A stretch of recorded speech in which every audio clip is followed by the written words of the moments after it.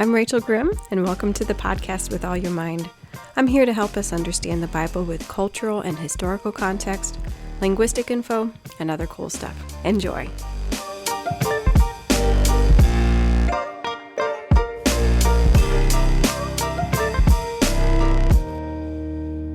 All right, good morning, guys. This is Rachel, and this is With All Your Mind. My boys are with their grandparents today. I have, 9 a.m. until 3 p.m. 6 hours, 6 free hours today. I already blew 2 of them on an appointment, but it was a very helpful appointment and good stuff, so that's okay. But it's no fun to use basically a vacation day on appointments. But that's adulting, right? Anyway, okay. So we are on to our third and final division of the Old Testament according to the Jewish way of looking at the Old Testament, according to the Hebrew Bible. So we're doing the Tanakh, right? The acronym for Torah, Nevi'im, and Kotvim. Torah was the law, Nevi'im was the prophets, and the Kotvim, the last section of the writings, is physically last in the Hebrew Bible. And it is the writings, the C or the K in Tanakh, Kotvim. So this is a grab bag. This is what my Hebrew professor would call a junk drawer category. And it includes love poetry, worship songs, existential musings about life, and a lot more. So this includes stuff like the Psalms and Proverbs. They come last in the Hebrew Bible. And I always have to look at the table of contents of my Hebrew Bible to find anything because I'm always looking in the wrong place. So let's take a closer look at what is at the end of the Hebrew Bible. So David was considered a prophet because he wrote down some prophecies, and they are in the Psalms. But the Psalms, by and large, are Israel's songbook. And I have a few of the Psalms in Hebrew done by a modern Israeli band. And they're some of my favorite Psalms that I really love them because they're just so beautiful set to music. And if you notice, a lot of the songs or a lot of the Psalms that you might be able to remember are because they are ones that you sing. That's the way they're supposed to be.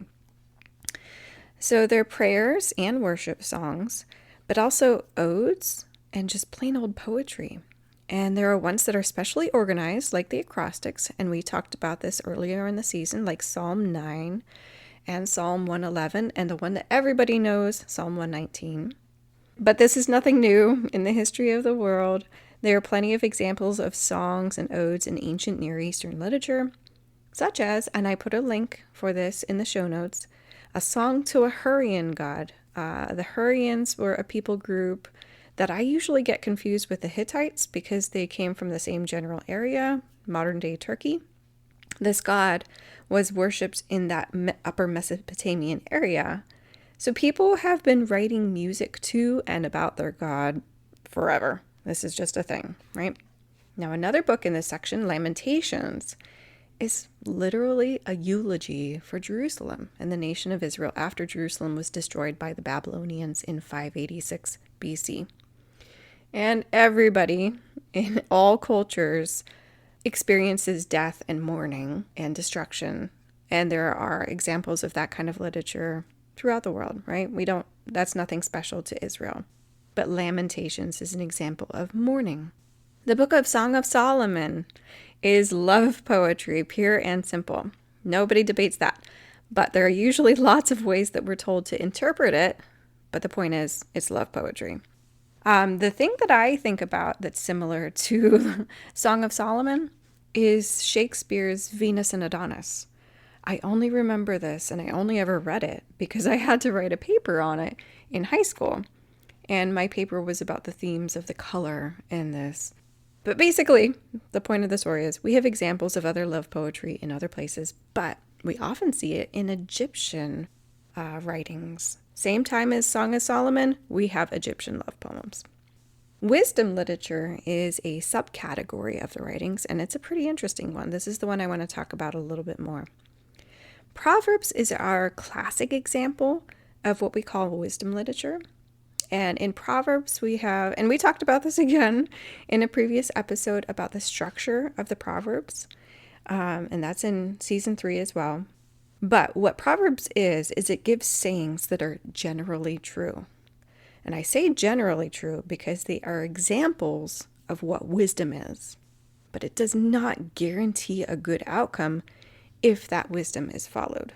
And I think about this every single time I see up on a wall or something mentioned or I read about it, the proverb, train up a child in the way he should go, and when he is old, he will not depart from it. That's wisdom literature. It tells you the way you should do life and the probable outcome, but it doesn't guarantee that outcome because it's wisdom. It's how we should do it. It's telling us about life, but it's not guaranteeing an outcome based on if you do that thing. And there are other examples of Jewish wisdom literature outside the Bible, and one of them is a book called The Wisdom of Ben Sirach. And it's written by, Ben Sirach in about 200 BC in Jerusalem. I've read little bits and pieces of this, and the thing that I remember the most is that good old Ben suggests that you should never trust a woman. He's very negative on women. So I'm not a huge fan, and if you listen to me, I guess you aren't really either. But here's a good thing to remember about poetry in general. My Hebrew professor is, well, first of all, he has a PhD in it, so he should know what he's talking about. But he focuses on poetry, and he focuses a lot on metaphor and metonymy, so certain features of poetry, but he's a poetry guy, okay?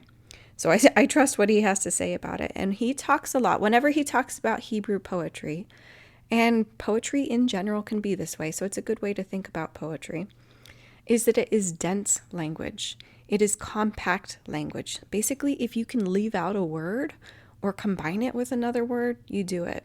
He calls it dense and terse. It's meant to make you think, and it's a little bit more opaque, and it's a little bit more ambiguous, meaning one line could have 2 or 3 different meanings, and it's up to you to think through the options and figure out what the author is trying to say.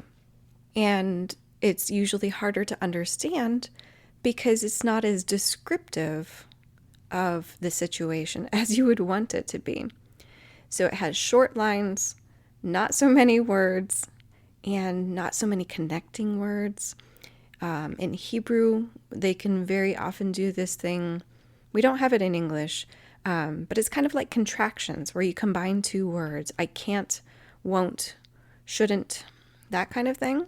In Hebrew, they can do that really to a huge degree, where they can combine 3 or even 4 different words into one, so that when they're trying to translate it into English, we usually are using 4 words, where Hebrew used 1 word.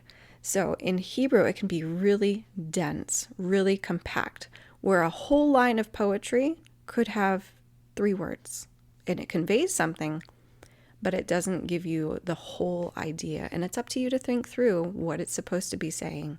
What was the intent of it? All of that was done on purpose. So if you're ever reading Hebrew poetry in the Bible, from Proverbs or in Psalms, or even in some of the other books like Ecclesiastes and Lamentations, or songs that appear in different books, like in Exodus, the song of the song of Miriam, but Deborah also has a song. They have interesting language. And yes, it is different. They usually have a whole class on Hebrew poetry when you're studying Hebrew. So it is more difficult. If it feels more difficult, you got it. Yes, true. All right, so moving on. The last thing I'll mention specifically out of the writings is Ecclesiastes, mostly because the names. This is a book of probably Solomon trying to figure out the meaning of life. And he goes back and forth, but what he comes up with is the fact that you can really just obey God and trust him and try to do the right thing. And remember what I said about the names of the Torah, the first 5 books of the Bible? Can you guess what language the name Ecclesiastes comes from? It's not Hebrew. It is, Greek. It is Greek. So here's a pro tip. If a name has an S on the end, it is not Hebrew. It is probably Greek. So you can think through how many names have an S on the end. Judas, James, Jesus, Ecclesiastes. Those are all Greek names. They are not Hebrew names. Originally, it had a Hebrew name, but they translated it and gave it a Greek name. So in Hebrew, the name of Ecclesiastes is Kohelet, which means preacher. This guy is preaching. It's a little similar to the book of Job in that both are questioning life and what happens when you're not happy. And they're both kind of hard to interpret and hard to find conclusions for if you're really being honest. But they come down to we're human, we're not in charge, but God is, and you need to find a way to be okay with that. That's what I get out of Job and Ecclesiastes. Sorry if that's too negative for you. There's more than that, but that's kind of the gist. And there are other subcategories of writing, such as what do you put the book of Ruth into? A lot of you might just think of that as historical narrative, right? It's history, it's a story, but it is put in with the writings. It is history, yes, but Ruth, okay, so this is something that my pastor just mentioned last week, and I was like nodding my head like, yes, exactly. Ruth and Naomi, which one is the main character? Well, the name of the book is Ruth, right? But Naomi actually starts the story and ends the story. She's the one holding little baby, who is it? Baby Obed? No, Salmon. Salmon? Yeah, baby Salmon. She's holding little baby Salmon, not the fish, on her lap at the very end of the story. And it's her story that's being told the whole way through. Ruth only enters it part of the way in, and it's Naomi that's in charge the whole way through the story. So it's Naomi's struggle with bitterness, hopelessness, and maybe depression, if she isn't too mad to be depressed. It's partly to tell the story of how a Moabite, Ruth, came into the lineage of David and the Messiah, but it's a lot more than that. It's about Naomi's spiritual and emotional journey as much as it is about those other things. And there's even more. I definitely have to do a podcast episode about Ruth sometime, because I think the book of Ruth is about something else entirely. It is about those things, but there's a whole nother point that I've never heard taught about, and I really want to do it sometime. All right, so something you have to keep in mind with all of these writing books, and that's Psalms, Proverbs, Ecclesiastes, Song of Solomon, Ruth, I'm sure I'm forgetting a bunch, Job. These books are not doctrine. They're not teaching you what to believe about God or how to obey Him in really particular ways. It includes Proverbs, it includes wisdom, it includes reflections about life, it includes stories about how people dealt with different things, but it's not doctrine, it's not teaching. It includes self-expression in a variety of ways and about a lot of different things, and in a lot of ways, that's art. Not science, it's art.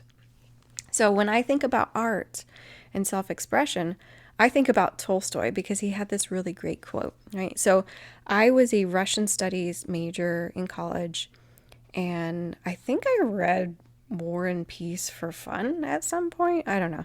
It's a 1,200-page book. I'm not sure when or where I fit that in, and I wouldn't recommend it. It's not the greatest book. But then I read Anna Karenina, which is only like 750 or 800 pages, so much easier, right? And I ended up reading that 2 or 3 times, and that's what I ended up writing my master's thesis on. I had a humanities master's, and it was about literature. I basically did world literature and art for my master's. And Anna Karenina, and an analyzation of Tolstoy and how he wrote Anna Karenina and his views on women were my master's thesis. So I know more about Tolstoy than the average bear, probably.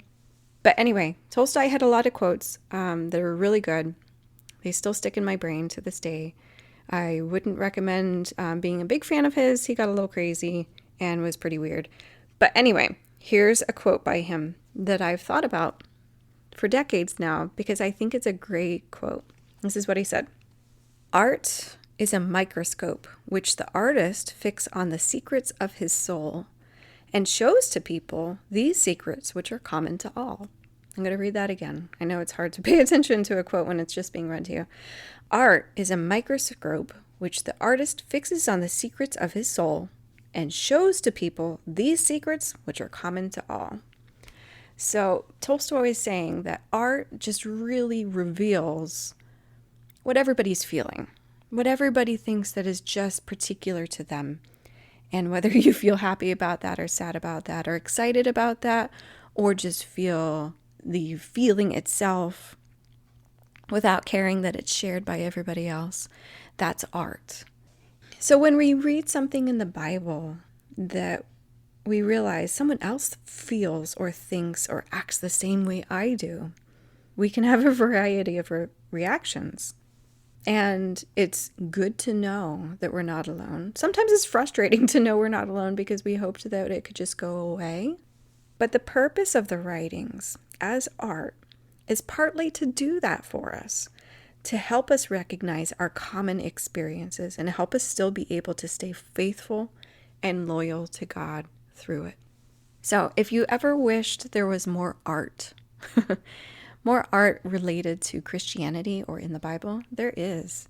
It's in the writings. And this is one thing that I had a long, half-hour conversation with a professor on a plane one time about this, that the Eastern Church, the Orthodox Church, does a really good job of bringing that art physically into the church. They are still physically bringing beauty and art into the church. And the Western Church, largely the evangelical church, is not good at that. But what we do have is the writings. They are art. They are meant to stir up our feelings so that we know we're not alone. And whatever else we feel like, it's to help us remain faithful to God in spite of those things or with those things. Okay? So I'm going to stop there. I hope you guys are having fun with this series. I definitely am. And I'll see you guys again next time. Bye.